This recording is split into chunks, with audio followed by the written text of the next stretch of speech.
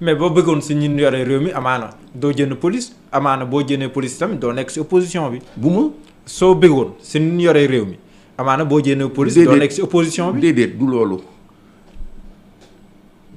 bi may génn police dama génn police en toute responsabilité xam ni li may defuma ko pour toog police.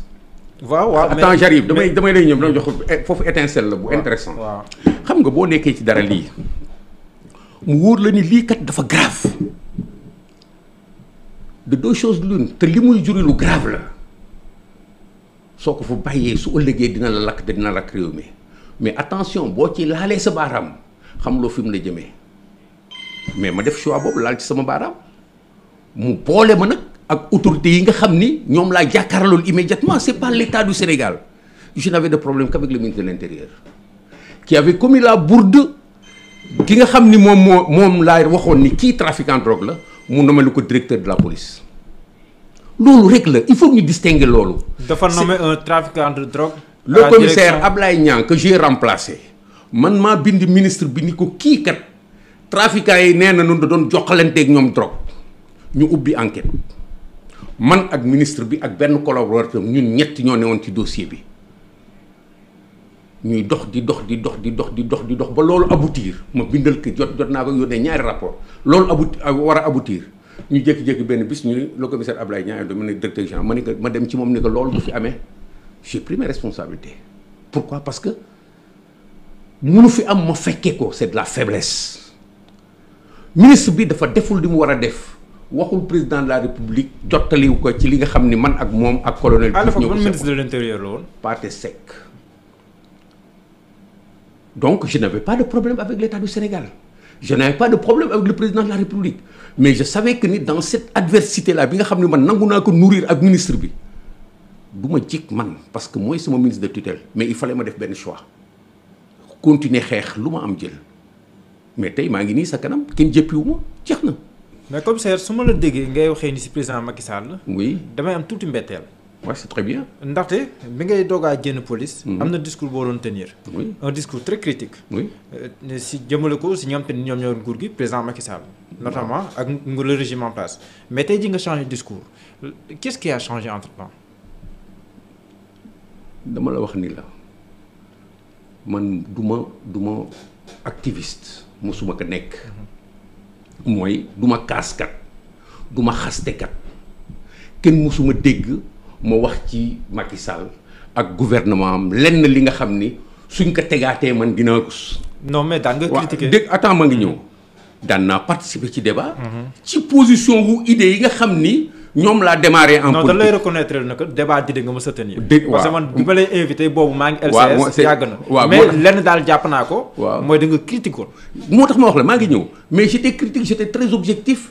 ci parce que idée boo développé rek.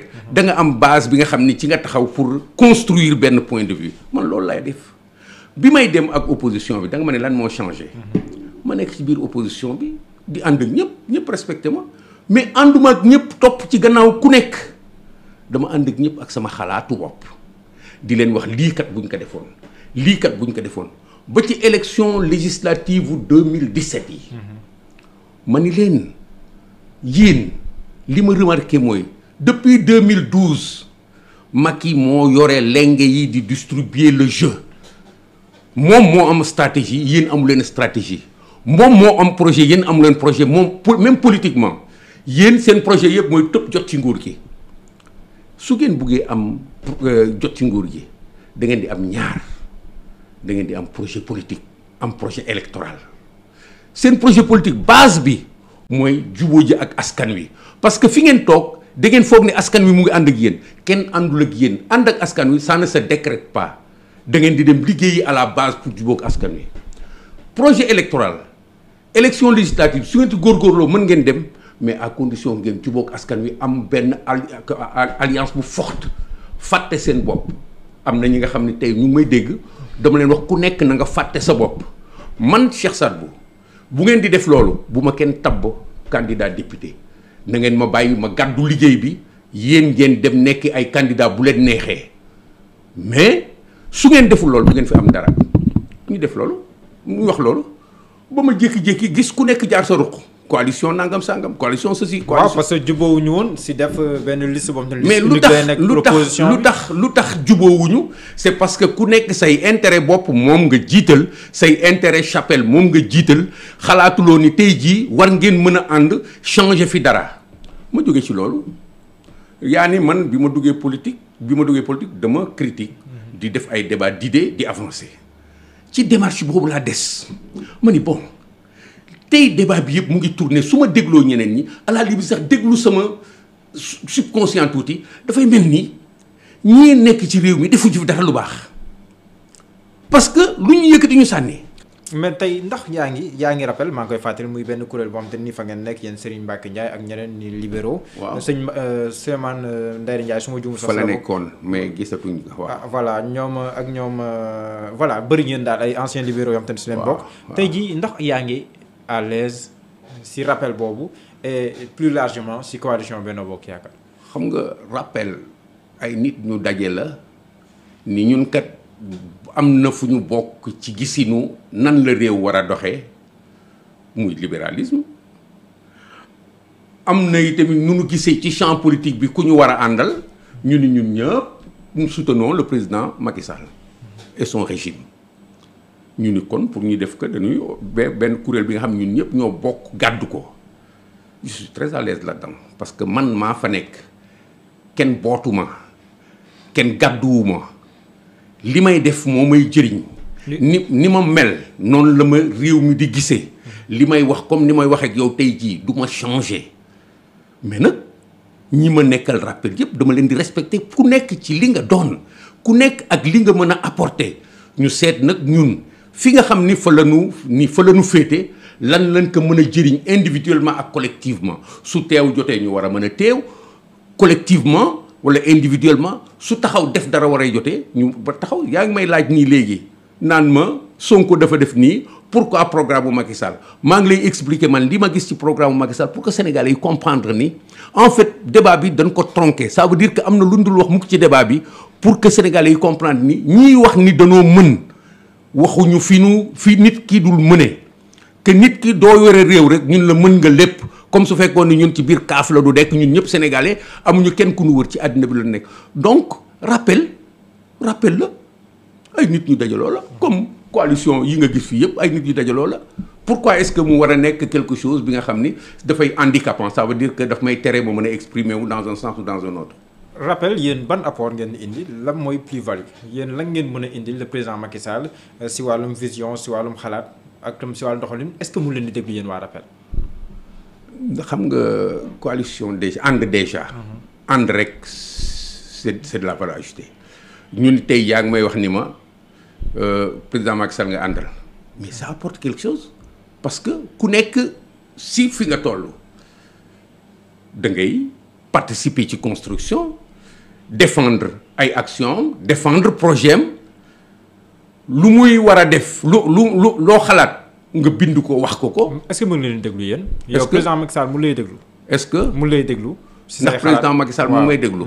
d'abord président Macky Sall mu ngi may déglu président Macky Sall su ma toogoon tey nii war naa ko mën a gis ci li nga xam ni dama ko war a gis gëm naa ni sàgganul ba di xalaat ni non kii du ma ko gis président Macky Sall c'est un président qui est très ouvert. day recevoir nit ñi day wax ak ñoom day déglu li nit ñi def foo fekkewul sax.